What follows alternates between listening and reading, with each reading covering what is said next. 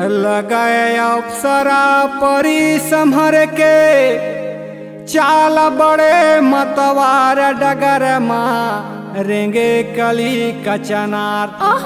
अरे लगाए कली कचनार सुंदरिया या बहो बेलाले करिया झन जाबे दबक के भाग। अच्छा रे गोरी खेले आबे अब फाग। होली है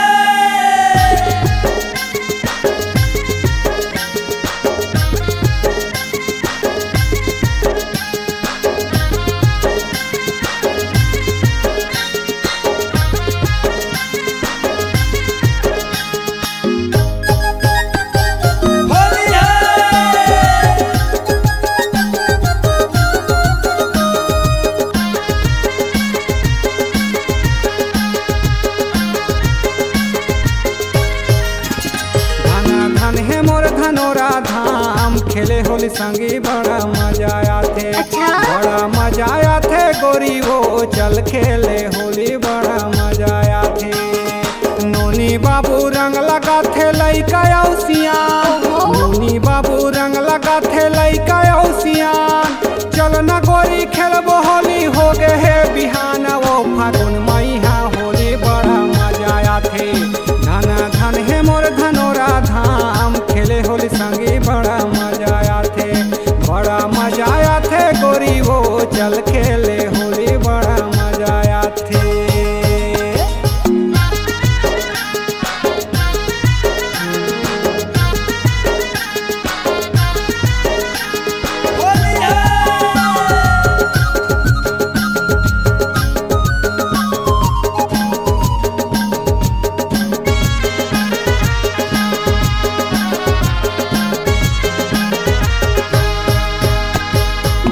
ये तो तिहार गोरी तहूँ झन भुलावे।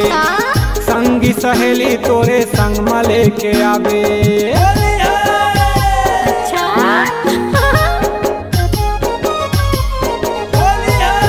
ये गोरी यहाँ के देवी देवता लाओ रंग लगावो। संगी जहुरिया संग मजा दोनों पावो। होली गीते गाले वो बाजे वो नगाड़ा। होली गीते गाले वो बाजे वो नगाड़ा। मारे पीछा कारी रंगा खेले यारा पारा वो तरोई पान गौ के यहाँ के होली मजा आते। धन धन है मोर धनोरा धाम खेले होली संगी बड़ा मजा आते। धन धन है मोर धनोरा धाम खेले होली संगी बड़ा मजा आते।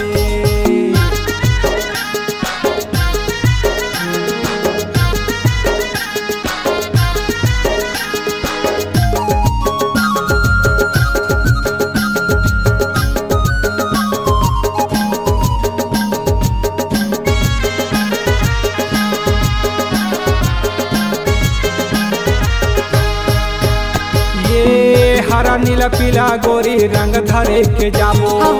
लक्ष्मण बाबा ला होली माँ रंगाबो। अच्छा ए गोरी संत भगत मन सब खेले आही होली। धाम धनोरा माँ भीगे गोरी चोली। बड़ा निक लागे गोरी फागुन के महीना।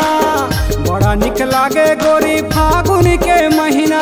तोर दीवाना रंग हो तोला दीवानी हसीना। वो करेला पान तोर संग होली खेले के मजा आते।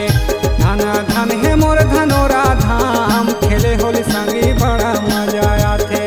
बड़ा मजा आते गोरी वो चल खेले होली बड़ा मजा आते।